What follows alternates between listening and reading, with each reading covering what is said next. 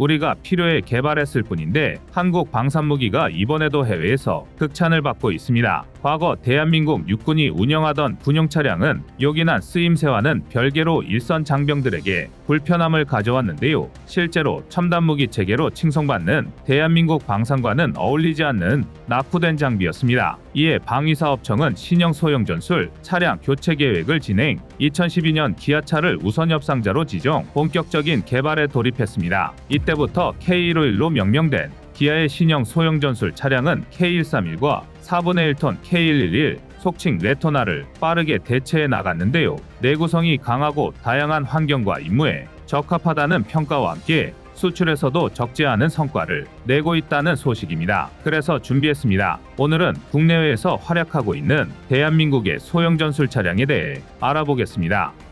지금 보시는 영상이 마음에 드셨다면 지인들의 카톡으로 공유해주세요. 여러분의 구독과 좋아요는 꺼리튜브 영상 제작에 많은 힘이 됩니다. 흔히 지상전에서 중요한 무기체계를 꼽으라면 전차나 자주포 혹은 다연장 로켓 등의 화력투사 시스템을 생각하실 텐데요. 그 못지않게 중요한 게 차량입니다. 현대전에서 차량화 보병의 중요성은 다음과 같은 측면에서 이해할 수 있는데요. 차량화 보병은 빠른 대응, 전술적 유연성의 향상, 그리고 전장에서의 우위를 확보하기 위해 전장의 다양한 위치로 신속하게 이동할 수 있어야 합니다. 더구나 생존성의 증가를 위해서도. 이 때문에 미군은 2012년을 기준 16만 대의 험비를 운용 중이며 수출된 물량도 2만여 대에 달합니다. 그러나 이토록 오랜 전성기를 구가한 험비임에도 전장의 환경이 변화됨에 따라 신형 전술 차량으로 교체되고 있는 형편입니다. 한국 역시 구시대의 유물이나 다름없는 K111과 K131을 오랫동안 운용, 전력 향상에 많은 차질을 빚어왔습니다. K111은 고장이 잦았고 부품의 조기 마모 문제를 겪었습니다. 야지나 험지에서의 운용이 많았음에도 불구하고 이러한 조건에 대한 내구성이 충분히 고려되지 않았던 까닭입니다. 또한 눈길 등의 미끄러운 지형에서는 제동력 등 운행 능력이 현저히 떨어지기도 했습니다. K111을 대체한 일명군토나 K131도 사정은 크게 다르지 않았습니다. K111에 비해 많은 부분에서 개선이 이루어지기는 했으나 적재 용량이 부족했고 야외 작전 중 신속한 수리와 부품 교체가 어려웠습니다. K111과 K131의 가장 큰 문제는 역시 내구성과 방호력이었습니다. 방탄 기능이 전혀 없었기에 이 두 차량은 만약 전시에 적의 공격을 받는다면 탑승한 병력의 안전을 장담할 수가 없었습니다. 이후 대한민국 방사청은 한국형 소형 전술 차량 KLTV를 개발, 현장에 배치했는데요. 이제는 우리군뿐만 아니라 해외에서도 호평을 받으며 활약 중입니다. 일례로 칠레는 2022년 12월부터 아라우코와 비오비오 지역에서 활동하는 베테러 부대에 KLTV-182를 보급해 운용해 왔습니다. 칠레는 1980년대부터 한국의 소형 전술 차량을 도입해서 운용하고 있었는데요. 칠레 해병대가 KLTV-182를 도입한 배경에는 테러 공격으로부터 병력들을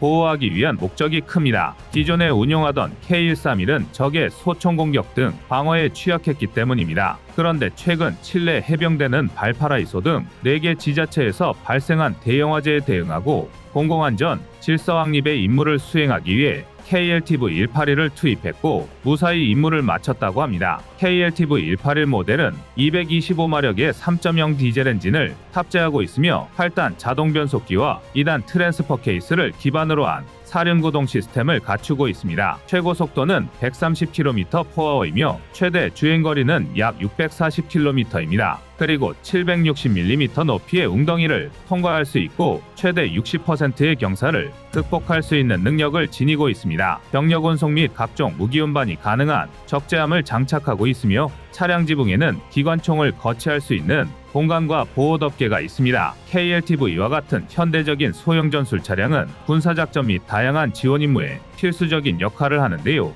첨단 기술과 혁신을 통해 기능이 지속적으로 향상되고 있습니다. 개선된 방호 기능, 하이브리드 및 전기 추진 시스템, 첨단 통신 및 감시 장비 등을 탑재하여 작전 수행 능력을 극대화합니다. 또한 현대전의 추세에 맞춰 네트워크 중심의 전장 환경에 통합될 수 있도록 설계되고 있으며 빠르게 변화하는 전장 상황에 대응하는 데 중요한 역할을 합니다. 하지만 현대전뿐 아니라 소형 전술 차량은 과거 전장에서도 뛰어난 활약을 펼쳐왔습니다. 제2차 세계대전 초기에 영국의 특수부대 SAS는 북아프리카에서 독일과 이탈리아의 기지를 공격하는 작전을 주로 수행했습니다. 특수부대답게 기습과 기동성에 중점을 두었는데요. 소규모의 정예부대로 적의 후방을 공격하고 혼란을 일으키는데 혁혁한 전과를 세웠습니다. SAS가 이런 작전을 성공시킬 수 있었던 주요 원인 중 하나는 소형 전술 차량이었습니다. SAS 부대원들은 기관총과 다른 무기들을 장착한 지프를 사용하여 빠르게 이동했으며 이는 사막 지형에서의 기동성을 극대화하는데 매우 효과적이었습니다. SAS의 지프들은 빠른 속도로 이동할 수 있을 뿐만 아니라 공격 시에는 강력한 화력을 제공했습니다. 2차 세계대전 종전 후에도 SAS는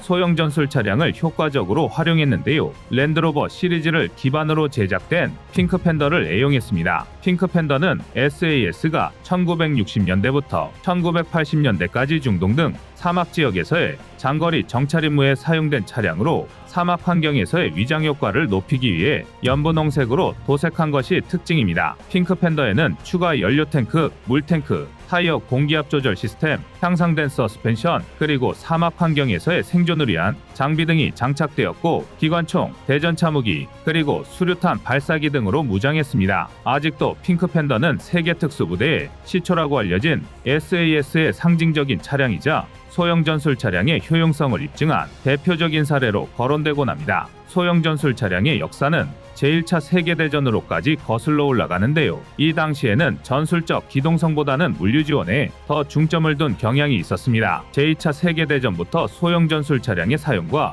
발전에 있어 중요한 전환점이 되었고 이때 탄생한 것이 소형 전술 차량의 대명사격인 미군의 지프입니다. 지프는 뛰어난 기동성과 다목적성을 과시하며 정찰, 인원 및 물자 운송, 심지어 경전투 임무에도 사용되었습니다. 지프는 후대의 소형 전술 차량에 엄청난 영향을 끼쳤으며 영국의 랜드로버와 소련의 GH-64, 67도 지프의 영향으로 개발된 것으로 알려져 있습니다. 소형 전술 차량의 외관을 보면 민수용으로 운행되는 SUV를 연상시키는데요. 군용으로 개발된 소형 전술 차량의 디자인과 성능을 민수용 차량에 채택했기 때문입니다. 비슷해 보이긴 해도 소형 전술 차량과 SUV에는 확연한 차이가 있습니다. 군용과 민수용이니 당연히 내구성이나 견고함에서 비교가 되지 않으며 무엇보다 가장 큰 차이라면 역시 방어력입니다. 소형 전술 차량은 적의 공격으로부터 탑승 인원을 보호하기 위해 장갑이나 방탄 기능을 갖추고 있지만 민수용 차량은 사고 발생 시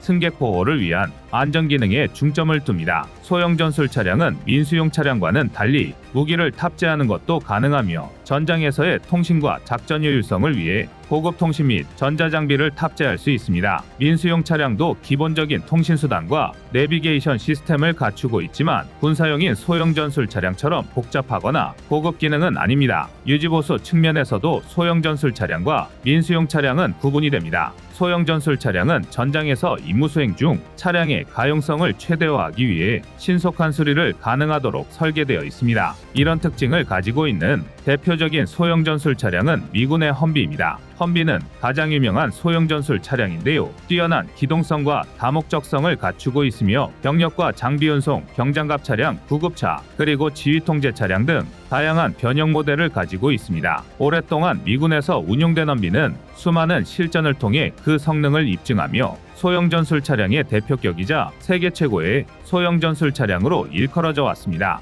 그러나 대한민국의 KLTV도 험비 못지않으며 전체적인 성능에서는 오히려 험비를 뛰어넘는다는 평가를 받고 있습니다. KLTV는 험비처럼 다양한 파생형을 가지고 있는데요. 원형이 되는 차량은 K151 현마입니다. K151은 최대 8명이 탑승할 수 있으며 K16 중기관총과 K6 중기관총 등의 무장을 탑재할 수 있습니다. 60%의 등판 능력과 소하천을 건널 수 있는 도섬 능력을 갖추고 있으며 특수 럼플렛 타이어를 채택하고 있어 타이어가 손상돼도 1시간 동안 시속 48km로 주행하는 것이 가능합니다. 그동안의 한국 군용 차량에서는 보기 힘들었던 에어컨은 물론 내비게이션과 후방 카메라도 설치되어 있습니다. 성능 면에서 험비와 대동소이하거나 오히려 뛰어나다는 평가가 대부분입니다. 일단 출력에서부터 차이가 나는데요. 험비의 출력이 190마력인데 비해 K151은 225마력을 자랑합니다. 가격에서는 험비보다 월등한 장점을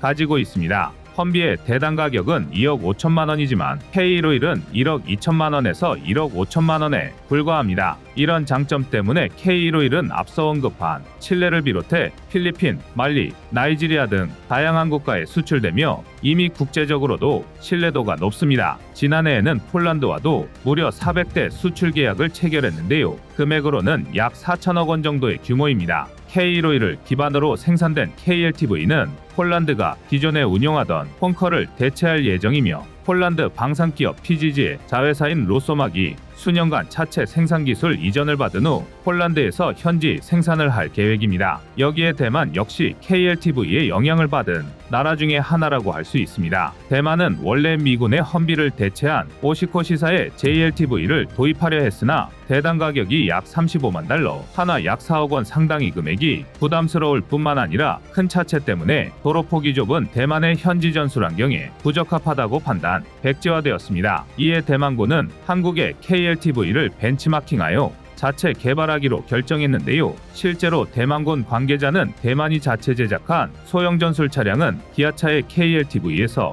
많은 영감을 받았다고 밝혔을 정도로 내외관이 상당히 흡사합니다. 결국 이러한 결정은 한국의 우수한 무기 체계를 본떠 군사력을 강화하려는 차원에서 내려진 것이라고 할 수 있는데요. 대만군의 최종 지향점은 최강의 지상군이라 평가받고 있는 대한민국 육군인 것입니다. 현대전장의 불확실성과 다양성 속에서 기동력과 방어력을 겸비한 소형 전술 차량의 역할은 점점 더 중요해지고 있는데요. 2017년부터 본격적인 양산 체제에 돌입한 KLTV는 2030년까지 분대 단위 배치까지 마치는 것을 목표로 하고 있습니다. 대한민국 지상군의 핵심 요소 KLTV 앞으로의 활약을 기대해 봅니다. 여러분의 구독과 좋아요가 꺼리튜브 운영에 많은 힘이 됩니다.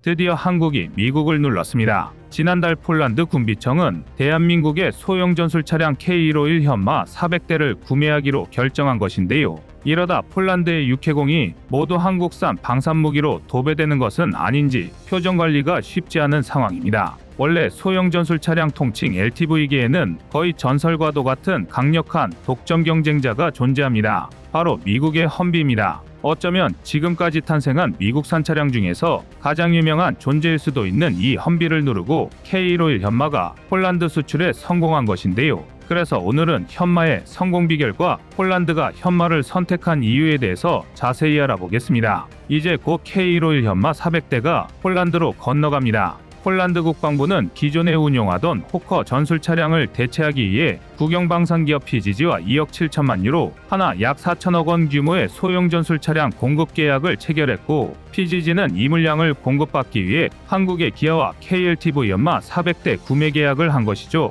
내년부터 기갑 부대를 시작으로 폴란드군에 공급될 현마 최신 버전 KLTV 사륜에는 7.62mm 또는 12.7mm 기관총이나 40mm 유탄 발사기를 설치할 수 있는 턴테이블이 지붕에 장착되며 폴란드군의 요구사항에 맞춰 나토 표준화 협정 4569 레벨1의 탄도 보호 기능을 제공하는 장갑과 225마력 디젤 엔진, 중앙 타이어 공기 주입 시스템과 럼플렛 타이어 등 현대화된 차체를 제공하게 됩니다. 그런데 전술의 뜻 소형 전술차 분야에서는 누구도 따라오기 힘든 종결자가 존재합니다. 바로 미국 AM 제너럴사가 제작한 험비인데요. 대한민국의 현마가 험비를 누르고 폴란드를 비롯 칠레와 나이지리아, 필리핀 등에 수출된다는 소식에 의아해하는 분들이 계실 것입니다. 이유는 아주 간단한데요. 현마의 성능이 험비와 견줄 정도로 우수하며 요구 스펙 또한 대한민국의 K151 현마가 완벽히 지원하기 때문입니다. 전장 4.9m, 전폭 2.1m, 전고 2m, 중량 5.7에서 7톤의 현마는 외형상으로는 미국의 하이모빌리티 멀티펄포즈 힐드비클, 통칭 험비와 굉장히 유사합니다.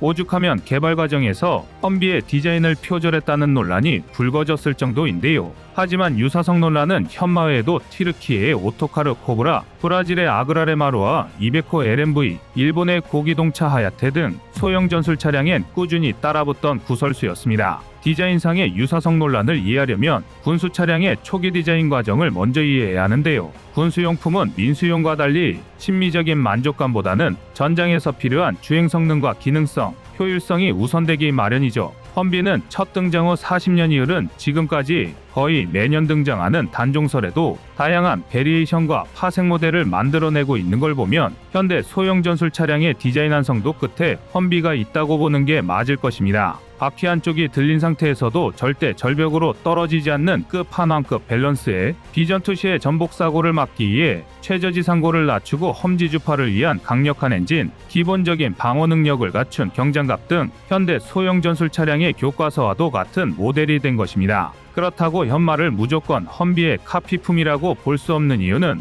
압도적인 수준의 성능과 경제성인데요. 우선 기동성 측면에서 현마는 포장도로 기준 최고 시속만 시속 130km에 육박, 동일 조건에서 시속 105km를 내는 험비에 비해 운용폭이 넓습니다. 항속거리 역시 600km를 넘기는 현마에 비해 험비는 85% 수준이고 수십 밀리미터의 하천은 가볍게 자력 도하가 가능한 도섭 능력은 어떤 상황에서건 보병과 물자를 실어 나를 수 있는 전술 운용 차량의 설계와 부합되고 있죠. 추가로 현마는 최대 46cm의 수직장애물과 76cm 깊이의 참호도 통과할 수 있으며 40%의 측면 경사, 60%의 전면 경사를 주파할 수 있도록 설계되었습니다. 대한민국의 험악한 지형에 맞춘 최적의 설계인데요. 럼플렛 타이어까지 추가되어 충격이나 총격 등으로 타이어가 파손되어도 시속 80km 이상으로 최대 100km까지 주행할 수 있습니다. 또한 엔진 시동 알고리즘부터 특수 설계되어 언제 어디서든 일발 시동이 가능한데요.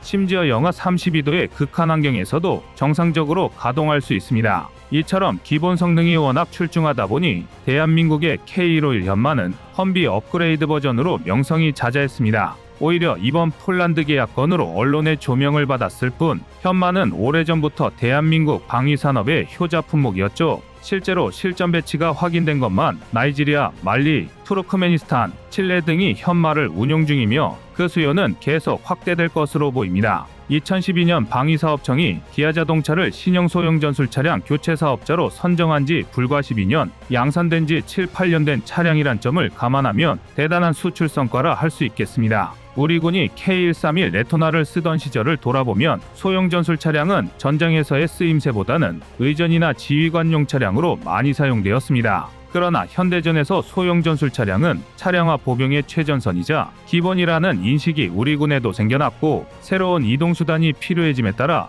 현마가 탄생한 것인데요. 현대전장에서는 상황이 빠르게 변화하며 예측하기 어려운 경우가 많습니다. 따라서 신속한 대응 능력이 필요한데 기동성이 우수한 차량을 보유하는 것만으로도 군대 단위부터 전장에서 빠른 위치 변경과 대응이 가능해집니다. 이런 측면에서 차량화 보병은 아주 간단하고 직관적인 해결책인 셈입니다. 보병의 이동이 느리니 최전선에서도 운용 가능한 차량을 배치하겠다는 겁니다. 말은 쉽지만 이게 가능한 군대와 불가능한 군대는 극명하게 갈립니다. 여기에 인구 절벽으로 군의 규모가 작아지는 것도 소형 전술 차량 보급에 한몫하고 있습니다. 모든 게 불확실한 현대전장에서 전략적인 판단과 의사결정은 전황 정보에 근거할 수밖에 없습니다. 정찰은 적의 움직임과 의도를 파악하며 적의 약점과 취약점을 파악할 수 있는 유일한 수단입니다. 또한 정찰은 적의 위협을 사전에 예측하여 대비할 기회를 제공하는데요. 이런 상황에서 규모가 작은 군대는 인력, 장비, 시간을 최대한 효율적으로 활용하는 게 중요합니다. 기동성이 높은 장비는 전투 전환과 탄력성을 높여 전략 단위의 자원 활용을 최적화할 수 있습니다. 쉽게 말해 일반 보병보다 차량화 보병의 작전을 훨씬 유연하게 구성할 수 있다는 건데요. 당연히 시속 4km로 움직이는 보병의 행군과 시속 130km로 질주하는 차량화 보병의 작전에는 차이가 발생할 수밖에 없습니다. 최소 단위의 작전 영역이 기하급수적으로 늘어나는 것입니다. 그런데 아마 여기서 많은 분이 이상한 점을 하나 눈치채셨을 겁니다. 앞서 말씀드린 차량화 보병의 장점은 군대 단위에서부터 적용되어야 최대의 효과를 발휘할 수 있습니다. 대한민국은 2030년까지 국군 편제 최소 단위인 분대에 K151 연마, K806, 808 차륜형 장갑차, K200 APC 등을 배치해 전병력을 차량화 보병으로 교체할 예정인데요. 군대 단위의 전투력과 정찰 능력을 향상해 의무복무 제도에 어쩔 수 없는 한계를 깨뜨리고 전력의 질을 끌어올리겠다는 계획입니다. 아닌 게 아니라 한 개 분대당 K151 연마가 한 대씩 배치되는 것만으로도 우리 군의 전투력은 기하급수적으로 높아질 수 있는데요. 정찰 능력이니 기동 능력이니 같은 간접 효과를 제외하고서라도 아주 직관적으로 현마에는 K16 기관총, 기관총, K6 중기관총, K4 고속유탄 기관총 등 7.62mm 또는 12.7mm 기관총이나 40mm 유탄 발사기를 설치할 수 있는 데다 결정적으로 대한민국이 자랑하는 대전차 미사일 형궁을 탑재할 수 있습니다. 사거리만 3km에 달하는 형궁은 최대 800mm의 전차 장갑을 관통할 수 있는데요. 이 정도면 중국의 최신 개량형 99A식 주력 전차를 제외한 모든 전차를 파괴할 수 있습니다. 보병분대 단위에서도 대전차전 수행이 가능해지는 것입니다. 여기에 빠른 기동성을 앞세운 게릴라전으로 생존성까지 높일 수 있으니 금상첨화인데요. 더군다나 현마는 원거리에서 7.62mm와 5.56mm 총탄을 막아낼 수 있고 수류탄과 대인질의 폭발로부터 탑승 인원을 보호하는 방어 능력까지 갖추고 있으니 이에 따른 승무원의 생존력 증대는 말할 것도 없는 장점이겠죠. 폴란드가 험비 대신 K151 현마를 선택한 것은 절대 이변이 아닌 높은 화력과 기동성, 방어력을 모두 따져본 당연한 결과라는 것이 전문가들의 한결같은 평가입니다. 폴란드 내에서도 환영의 목소리가 높은데요. 폴란드 군사 관련 커뮤니티에선 벌써 K151 현마에 증가장갑을 붙인 후 K6 무인포탑, 형궁을 올려 경보병 전투차로 개발하자는 등 다소 흥분된 의견이 속속 올라오고 있습니다. 당연히 도입대수 400대가 끝이 아니라 라이선스를 받아 5000대까지 보급하자는 목소리도 나오고 있죠. 그런데 폴란드 정부 국방부의 야심찬 계획은 여기서 끝이 아닙니다. 현마가 우선 도입되는 기갑부대 외에도 보병의 현대화, 이동 생존성을 증강하기 위해 최근 K9 차체를 활용한 중보병 전투차 개발 계획을 발표했습니다. 구체적으로는 AHS 크라프를 위해 생산한 K9 차체에 GSSW-30 40포탑을 탑재하고 마크44 부시마스터 30mm 기관포와 스파이크 LR 대전차 미사일 UKM-2000C 7.62mm 동축 기관총이 탑재될 예정인데요. 이상의 정보는 공개되지 않았지만 종합적인 설계상 고화력과 중장갑을 두르고 폴란드가 자체 개발 중인 보르속 장갑차를 보완하는 역할을 담당할 것으로 추측됩니다. K9의 차체는 일반적인 IFV처럼 엔진룸이 전방에 있고 후방부에 여유 공간이 상당해 개조에 상당히 유리한 데다 우수한 파워팩, 서스펜션, 50톤의 적재량까지 감당할 수 있는 차체 강성까지 매우 유연한 확장성을 지니고 있습니다. 때문에 이런 훌륭한 잠재 능력을 무시하고 자주포로만 사용한다는 것은 K9 차체를 절반도 사용하지 못하는 안타까운 일이 될 것입니다. 현대무기 체계가 갈수록 모듈화를 추구하는 걸 생각해보면 대한민국도 하루빨리 K9 차체의 활용 방안을 연구해야 할 텐데요. 오히려 폴란드에서 먼저 가능성을 알아보고 제안해왔으니 우리로선 더없이 고맙고 반가운 일이겠지요. 올해로 기아자동차는 1973년 방위산업체로 지정된 지 반세기가 흘렀습니다. 그동안 기아는 한국군에 표준 차량을 공급하는 군사 차량 전문 제조사이며 한국에서는 두 번째, 세계에서 탑10에 드는 초거대 자동차 브랜드로 자리 잡았습니다. 이제는 대한민국이 글로벌 방산에서도 명성이 자자한 국가가 된 만큼 기아도 민수용뿐만 아니라 군수용 자동차 개발과 생산에 더욱 박차를 가해주기를 바랍니다. 이상 꺼리튜브의 두 번째 미션이었습니다.